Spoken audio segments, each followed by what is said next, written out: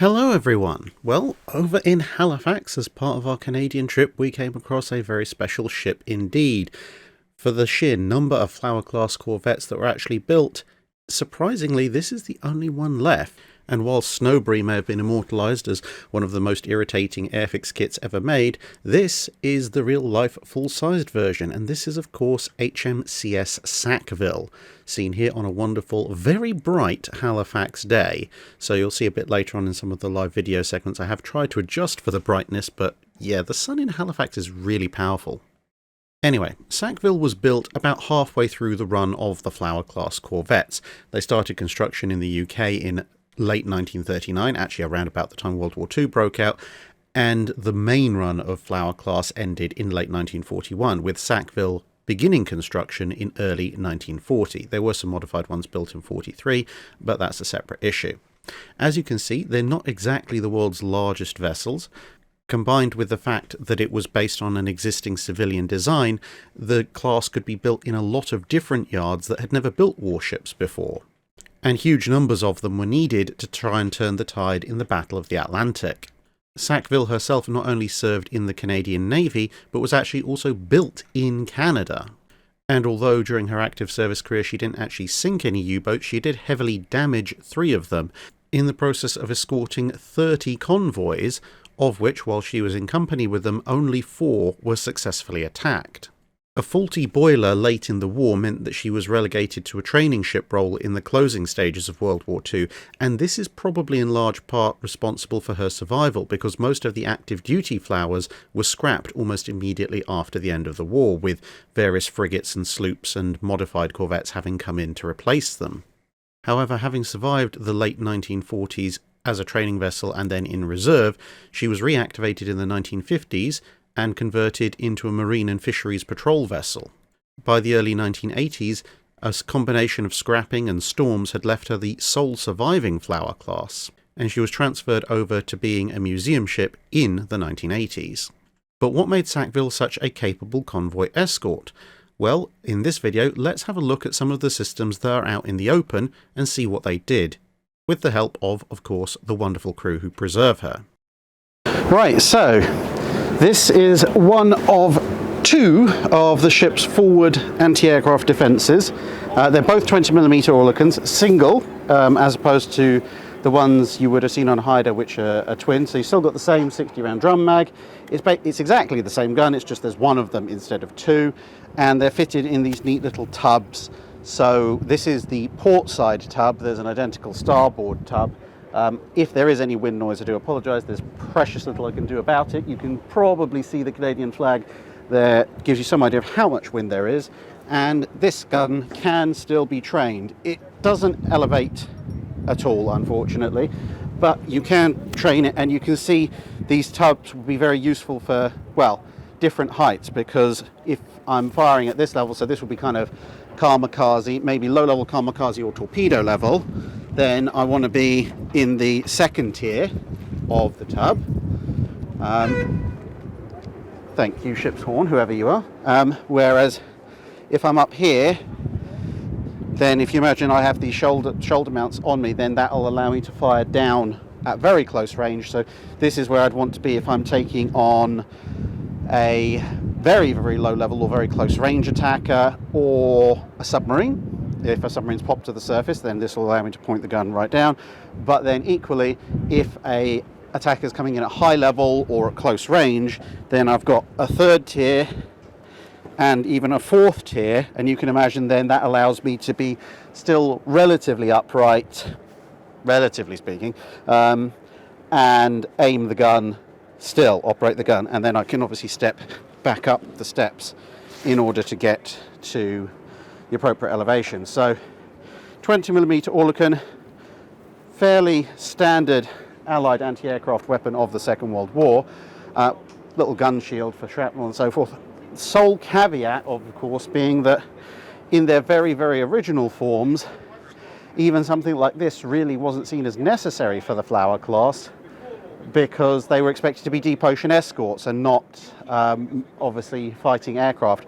But as Luftwaffe air attacks got longer and longer range and could get out further and further into the Atlantic, they had to make some changes. Still on the port side of the bridge at the moment. Ignore that on the corner, that's just a modern searchlight. This is a signal lamp. It could double as a very short range searchlight, but really this is for signalling almost exclusively. This is very important because of course you're in a convoy. You don't necessarily want to use radio communications even if you could, because that's much easier to intercept. Light communications, of course, are pretty much line of sight. Yes, a submarine on the surface or with a periscope might see them, but the submarine would have to be at or near the surface within the line of sight of the searchlight or the signal light, and it would be very, very unlikely for them to be able to intercept it in the first place. And if you're using the appropriate code words or combinations, then they wouldn't even understand it if they were there. So hopefully you can see, I do understand the sunlight is coming back, so you might just be seeing a silhouette, but there is actually a shutter system which you can open and close to create Morse code messages. So if I spin it around there, you can see it's very simple gear. And then you've got the hatch at the back which allows you to switch out the bulbs. And of course it's on a pivot mount because again you're in a convoy, so even if you're sailing with the convoy, so let's say we're on the port side, so let's say we're in the starboard column on escort, so that yacht over there might be the nearest ship we're escorting, so we'd signal them there. But if there's a forward escort that we need to signal, we signal them there. If there's a rear escort or a rear ship, we signal them there. And of course if we're chasing a U-boat, who knows what direction we might be pointing in, so it's very important to have your signal lights able to swivel. So this is the 4-inch gun. This is the ship's forwardmost and heaviest weapon. This is used for all sorts of things. Technically speaking, you can use a 4-inch gun for anti-aircraft purposes, but the gun shield mounting doesn't really allow for that on this ship. So this is more of an anti-surface weapon. When I say anti-surface, you could use it to take on a surface raider.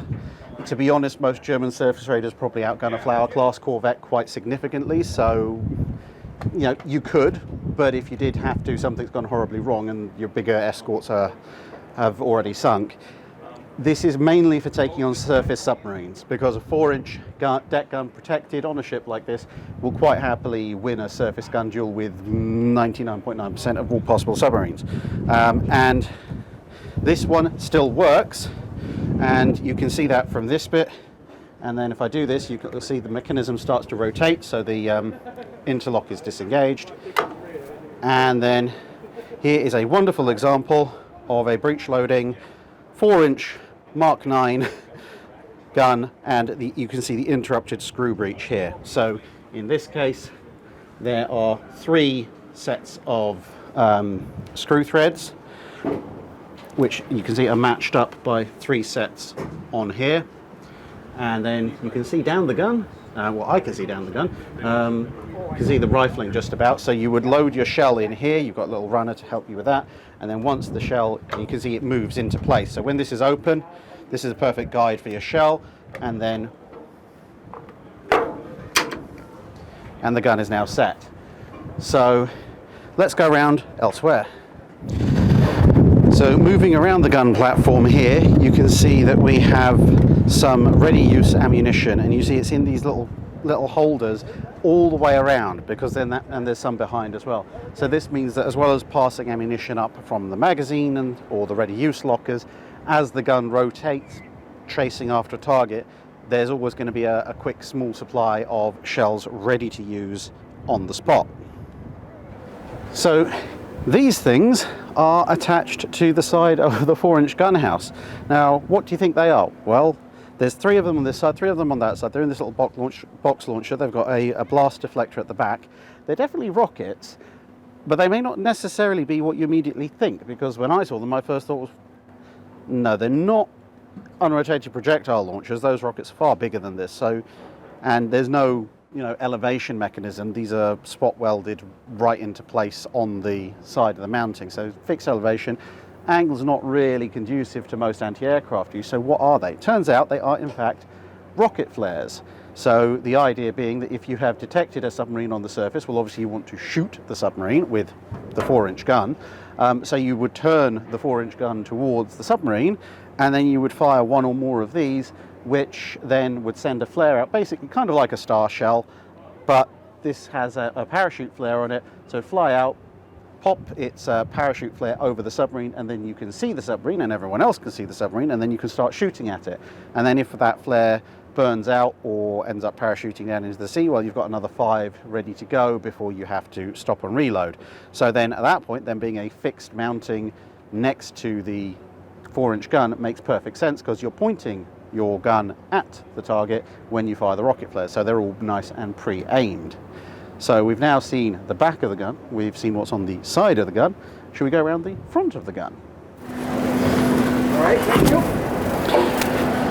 So here we are at the front of the 4-inch gun. So you can see we have closable lids. Now on this side, that's for the gun sight, and on this side, this is for observation and training, and then you have the gun itself in the middle. Now, the fire control systems on this ship are not exactly like the kind that you'd find on a cruiser or a destroyer, so they do need to be down so that you can actually use the gun. However, obviously, we're on a small ship, it's going into fairly rough seas, so in order to keep everything nice and dry, these would be shut when the ship's not at action stations, to make sure that everything's still somewhat intact for when you actually need it to be at action stations. And the whole thing, as you can see, is on a little raised platform. So we've got our rocket flare launchers assembly there and there. We have our ammunition, spare ammunition, 4-inch ammunition here. And then you have the safety rail, more to prevent people getting on than off, but also you'll see the safety rail only extends this far, and that's to stop the gun accidentally being cranked too far down and hitting the ship, which is obviously not good. There's a little blocker here as well, which prevents that from happening. And you can see you've got the open bridge, you've got the Oerlikons on that side, you can see, and then there's a fire control platform. So the ship does have fire control systems, just not as advanced ones, up there, and then the main mast there. And just off to my right, your left, out of shot, there are some lovely young Canadian Navy sailors who are a bit merrily beavering away. Looks like they are cutting up some high tension cable to make more of these safety rails. Oh, and that was not an intentional pun. Sorry, I've just realized what I said. So anyway, no, they are busily working away. Anyway, let's get on to other parts of the ship.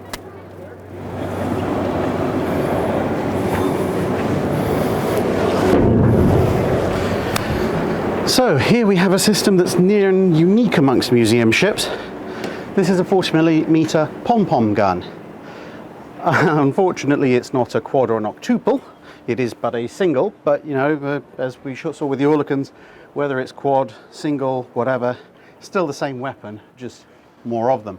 So here we have 2 sets of sights. We've got this one, which currently has a red filter on it, and we've got this one over here, which also has a red filter on it. So I guess this is configured for shooting at night at the moment, or shooting into sunlight. And then you've got the filter removal there. So this is the back end, the business end.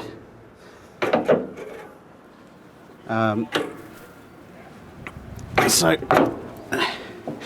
that is now set to fire. So this is the safety, you know, a bit bigger than on your average rifle. So the gun is in safe mode. The gun is set to fire. And this one says, this is S9151 Vickers Armstrong, Manchester. Now, I've been assured that we can actually maneuver this. So this wheel says left and right. It does not seem to want to move. And this one says up and down. Oh, hang on. There's a safety pin. So this one's increase, decrease. Ah, yeah, there you go. Oh, wow, that moves quick.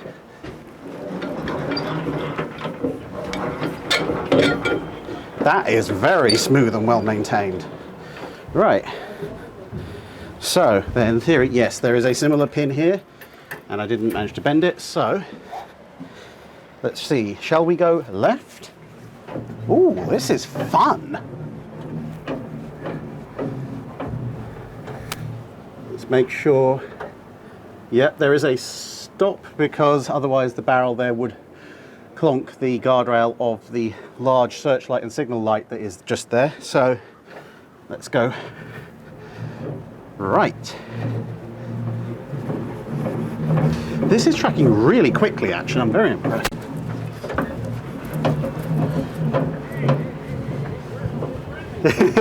I'm being told from there that they're friendly. Now the question is, and with that, I'll move over to this side.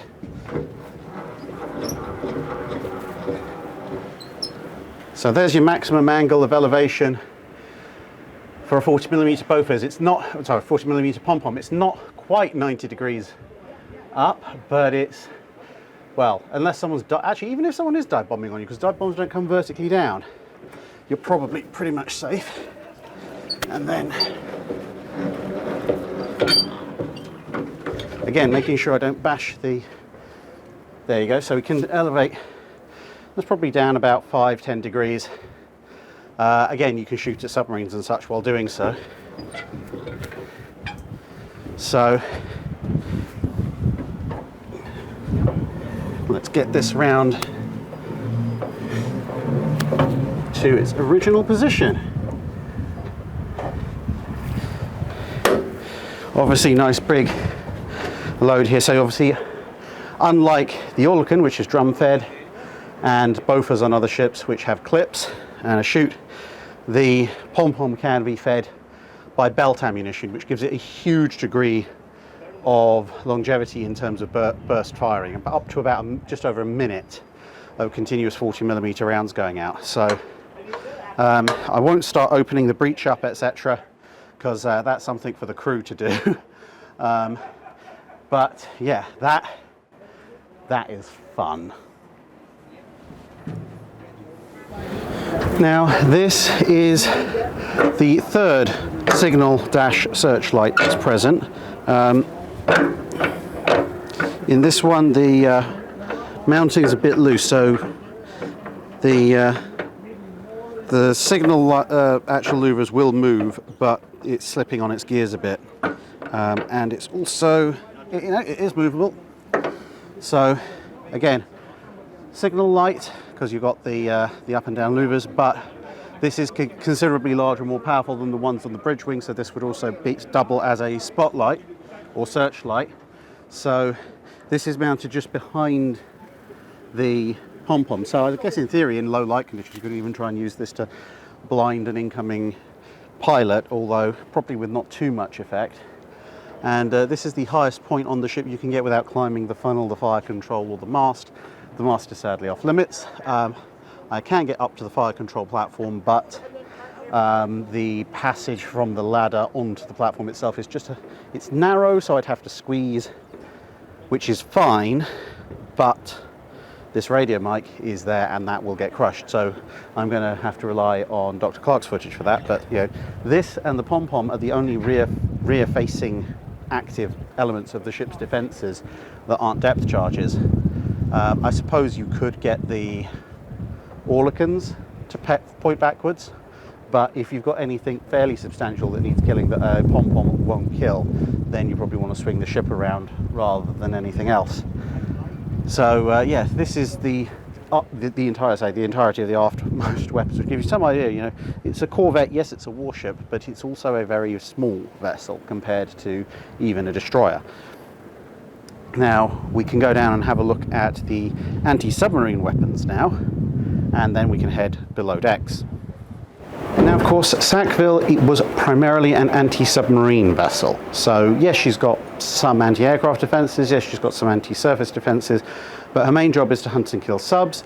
And the best way of hunting and killing subs, who don't tend to come to the surface to let you shoot them very often, if they can at all avoid it, is these depth charges. So this is a K-gun, and as you can see, Sackville has two of them on this side. We're now aft of the funnel, and there's some depth charge rails at the back. Now, this allows the ship to launch depth charges over the side rather than at the back, which allows her to maintain the ASDIC contact for as long as humanly possible. And there's a chart here, because there are different settings for these depth charges. which will determine when they explode, because obviously they'll sink down, there'll be a hydrostatic pistol that will set them to go. And the depth chart here, if you're setting A or B, it's basically going to explode very soon after it enters the water.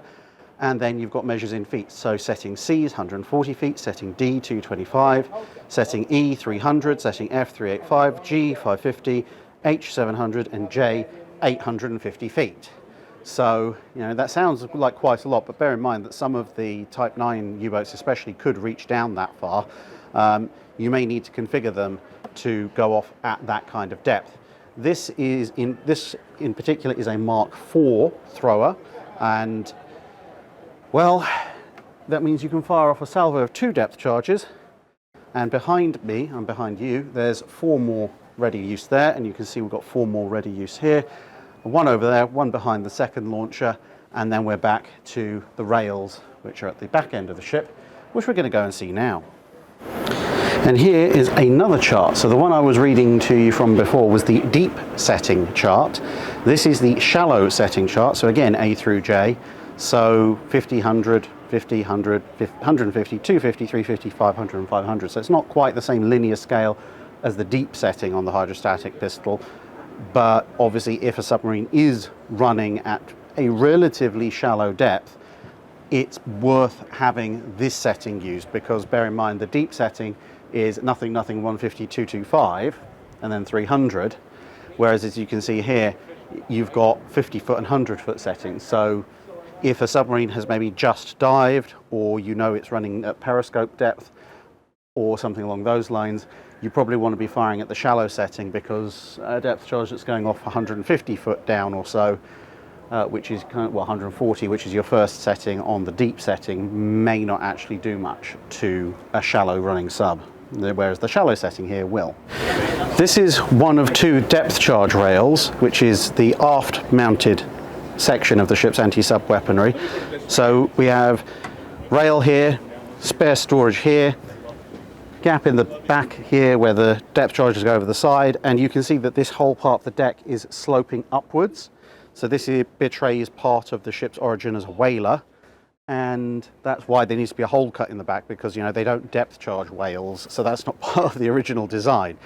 Now, ostensibly this ship is supposed to be carrying 40 depth charges, and if you count them very carefully walking around the ship, there are currently 40 depth charge replicas.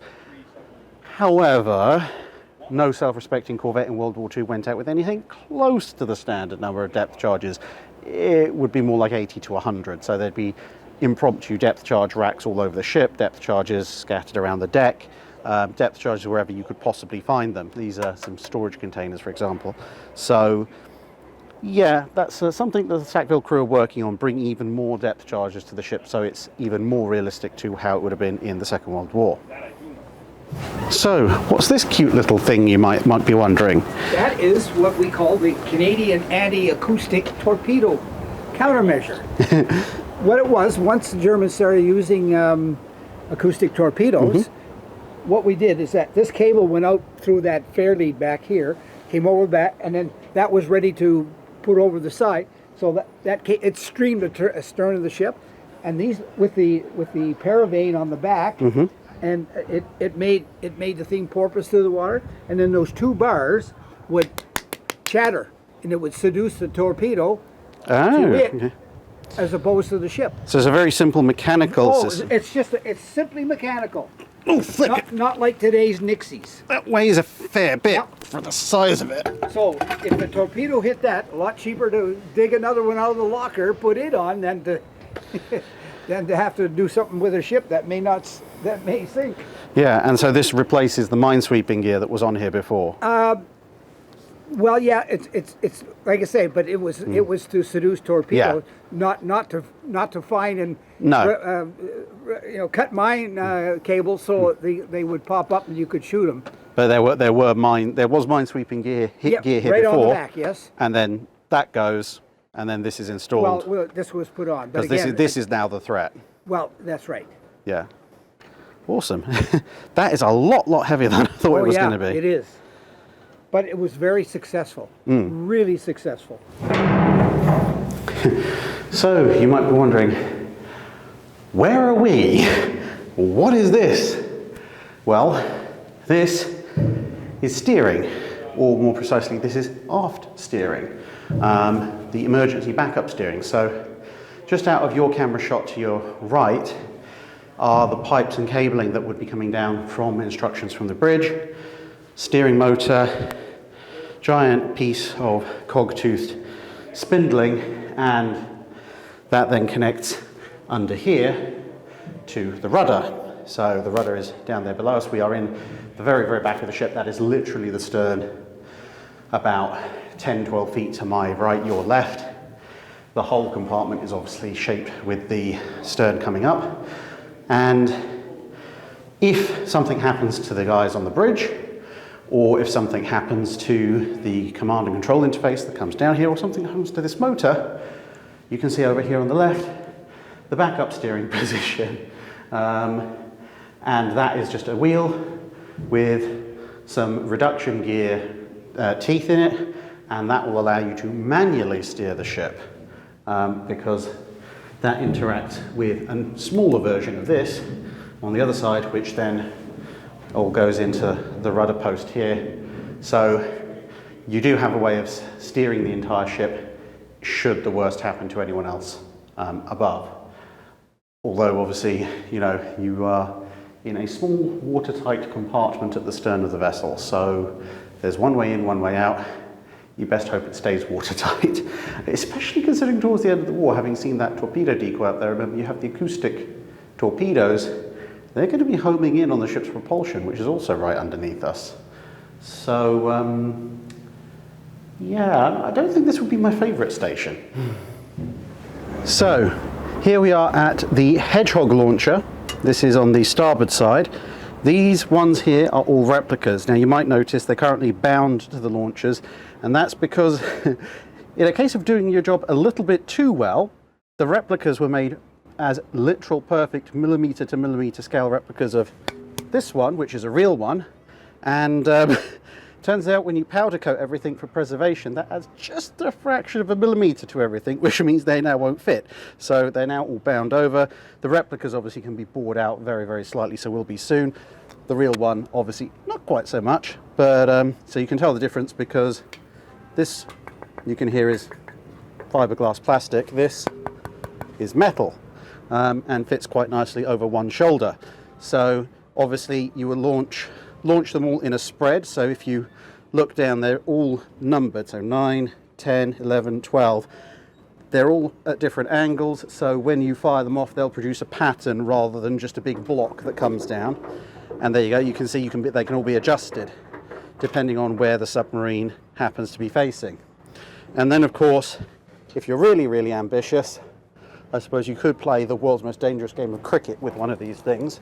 But what you don't have on the replicas, but you do have on the real one, is you see this little blade at the front, and that's the safety. So it means that if you have one of these on the launcher, you can come up and hit it with a hammer. I wouldn't advise it, but in theory you can, and nothing will happen. And then once this is launched, goes into the water, the blade will be spun by the Hedgehog projectile falling through the water, and then that'll arm the fuse, and then when it hits something, it goes boom. So that's the Hedgehog launcher for you, and it's looking in really nice condition. Nice and pretty. Who wants a Hedgehog? Me, please. And that wraps up our look at what's available to see on the exterior of Sackville, well, plus the steering gear, I guess, as well. There is more to come from the interior. Obviously there's engineering spaces and so on and so forth, plus a quick look to see what the other 3 intrepid explorers that came with me on the Canadian trip can do manning the Pom-Pom against a rogue drone. But that will have to wait for another video, because otherwise this video is going to run on a very, very long time. Nonetheless, take a good long look at the layout of this wonderful Flower class corvette, and of course, if you happen to be in Canada or travel to Canada, do go and have a look yourself. There is a link in the video description to the ship's website where you can see its opening dates and times, because it does spend winter with the Royal Canadian Navy. And once again, of course, a huge thanks to the crew of HMCS Sackville, who made us feel very welcome, let us look all over their ship, and of course are keeping her in the wonderfully resplendent condition that you can see today. More from the trip to Canada coming up throughout the rest of the year. But for now, Thanks very much. That's it for this video. Thanks for watching. If you have a comment or suggestion for a ship to review, let us know in the comments below. Don't forget to comment on the pinned post for dry dock questions.